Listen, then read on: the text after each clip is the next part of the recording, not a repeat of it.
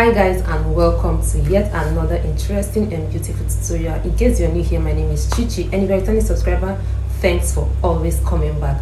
So quickly guys, in today's one I'm going to be showing you how to achieve this beautiful ruched yoke slash sleeve. As you can see on your screen, this is so beautiful. I'm going to show you everything you need to know on how to achieve this. And for this beautiful part of the blouse, that's the off-shoulder bustier blouse, I have the pattern drafting and the stitching tutorial right on my channel. I'm going to be leaving the link in the description box and also in the comment section, just in case you don't know how to achieve your off-shoulder bustier blouse, which is what you can see from here to here. I'm going to be leaving that link so you can head on to that tutorial to find your way around it. Okay, the off-shoulder bustier blouse is a banger on its own. It's so, like, as you can see on your screen, it came out so beautiful, so fitted, so perfect. Okay, so you can't get it any better than here. So with that being said guys, our focus in today's tutorial is how to achieve this beautiful ruched yoke slash sleeve. As you can see, you can make this, can use this to make your dress or your blouse depending on the look you want to achieve at the end of the day. So guys, with that being said, please sit right back, relax, and enjoy watching while I take you through the in-depth, beginner friendly and detailed tutorial on how to achieve this. So to start with, I would like to let you know that this is an already sewn off shoulder bustier blouse. As you can see on your screen, I already have the pattern drafting, like I said earlier, up on the channel. So this was how beautiful and fitted and perfect this came out. So basically this blouse has served the purpose of a two-in-one blouse, because I've used it as an off shoulder and now I'm going to use it as something else.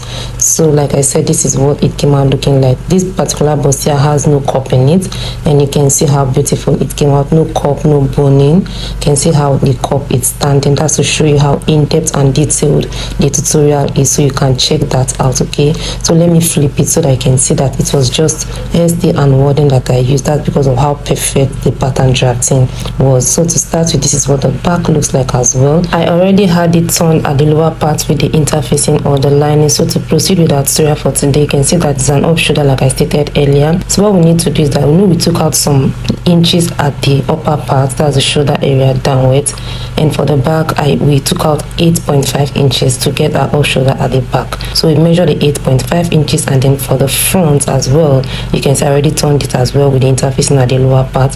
So for the front I took out about 6.5 inches. If you have watched the pattern drafting tutorial, you understand what I'm saying. So we took out 6.5 inches, so we are going to be adding the 6.5 inches to the 8.5 inches at the back.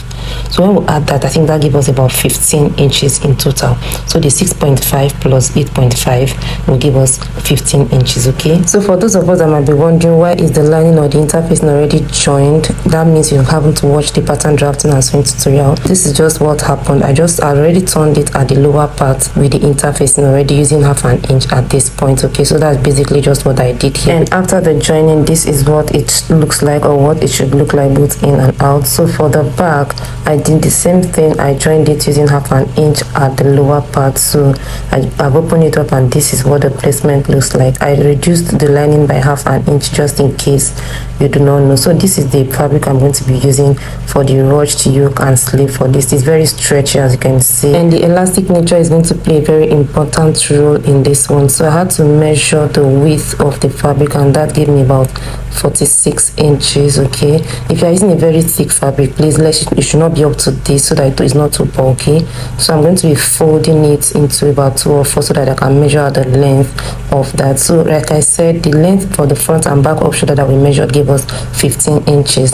So I'm going to be measuring that, but before that, let me cut out this edge. So I have the 15 inches measured, and I'm going to be adding a seam allowance of 2 inches. In case you're not using a stretchy material like this one, please endeavor to add your seam allowance. But this one, by the time I stretch, definitely it's going to be more than the 15 or 17 inches that I marked. But I added the seam allowance anyways, even though I know that I'm still going to be cutting it out, but just for the sake of those of us that might not be using a stretchy material to do yours. So I cut out this length of 17 inches, and I'm going to be using that to cut the second part. So I have it 17 inches at this point. So this is what they both look like. So I'm going to be opening them up so that you can see how wide they are. So this is how wide it is. I know this width was I measured 46 inches, and like I said, you cannot use up to that if your material is thick. So I cut the front part of the blouse.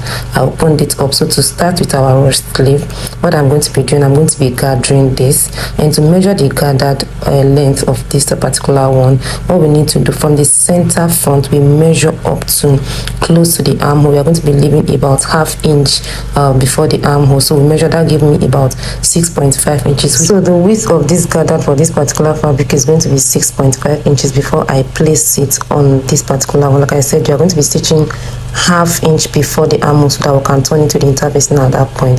So I'm going to be showing us how to gather this particular one before we stitch it on the main fabric. So at this point you can see I already gathered it with my gathered stitch, and that gave me the width of 6.5 inches. So I'm going to be stitching it on the particular blouse itself, like I said, leaving ½ inch before the armhole, and I'm going to be doing the same thing to the two sides. Okay, so you can see it has covered the whole front, so I'm going to be stitching on it on the main fabric. So after stitching it on the fabric, this is what it looks like. So I flip it over and this is what we should have. And at this point automatically we have the V-neckline that it has already, so the V-neckline is very obvious. So the next thing we are going to be doing is to stitch with the interfacing. So we flip it back, we place the interfacing on it, and we're going to be closing at the upper part with ½ inch and also the sides. And for the sides we're not going to be closing everything, we're going to be leaving the side we are going to be using to turn it inside out. So at this point I have it stitched and the side also stitched, so I left this space so that I can turn it inside out from here. So I turned it inside out from this opening, which I'm still going to be closing up later, and this is what we have. This is what it came out looking like after I already turned it with the interfacing, and this is what the inside also looks like, and you see how neat it is. So at this point we get the back part of the blouse, and then we place down. We're going to be closing just the sides, not the zipper allowance and the upper part, just the sides that we're going to be closing up. So after closing up the sides of the back, this is what it looks like. So I have to turn it inside out and I place it on the front. You can see we didn't turn the zipper allowance and the upper part, so I just have to hold it down with the help of an office pin, and this is the zipper allowance, as you can see. So I just held it down by the side. So after having it pinned down by the side, I'm going to be measuring the whole circumference of the blouse, that's the bust area. So I measure the front and then also the back, so measuring the whole circumference so that I can get the body measurement and know the same allowances that I'm going to be using at the side. So I have the front measured, and then this is me measuring the back as well. That's the whole circumference, whatever that gives me, excluding the zipper allowance of 1.5 inches on both sides. So I measure, and then from here after the zipper allowance I measured as well, and then the total bust circumference of this blouse gave me 40 inches, and the actual bust measurement is 38 inches. So I have 2 inches to share for the same allowances. Okay, so those 2 inches I'm going to be dividing it by 4 to give me the same allowance I'm going to be stitching on. So I have the ½ inch marked on both sides of the blouse. That is my seam allowance. So at this point, this is where my stitching of the back upper part is going to terminate. Do you get? That's why I have to measure first. So for me to stitch this on this, it has to stop before that ½ inch. It will not even get to that ½ inch. So the stitching is about ½ inch before the zipper allowance and about 1.5 inch before the seam allowance. Okay, so like I said, this is stretchy, so we are going to be measuring again so that I can cut out the excess. So to measure, I'm going to be stretching it at this point. Okay, so I stretch to know where the 15 inches is going to get to. So I get the fabric and place the staple on it, and then I stretch. I'm stretching it at this point. So by the time I stretch, this is where the 15 inches is. Okay, so this is where the 15 inches is, and I have that point marked, and I'm going to be using this point to mark the second one. So I bring it close so that I can trace it to touch the other side. So I have it marked as well on the other side. So to measure the length at the armhole area, I measure this length and that gave me 12 inches. So for the armhole area, which is obviously shorter, which is going to be shorter, I took out 2 inches from what I got at the other side, and then I have that marked out. So I'm going to be connecting the points together. It's going to be slanted, it's not going to be straight because they are not equal. So I'm going to be marking it this way. So I placed my straight ruler on it slanted like so, and I have it marked out. So after marking out, I'm going to be cutting along the same path. To cut it out, I'll have to make sure that they are all aligned so that by the time I cut, they are straight or equal. Okay, so I'm going to be cutting along this path like so. And I also replicated the same thing on the other side. So I took out the excess, and this is the actual length we are going to be using. So to stitch, like I said, I'm going to be measuring the width that I have there, excluding the zipper allowance and the seam allowance. So whatever that gives me, I make sure that that's the width I'm going to be gathering on this. Okay, so I get the back at this point I took out the interfacing and then I place it on it like so, well arranged. Make sure that it is well arranged so that it aligns with the front, so that it doesn't twist by the time you're done. So I'm going to be stitching along this part and then turn it with the interfacing, and I make sure I take out the zipper allowance and then the seam allowances so that I stitch on the right part.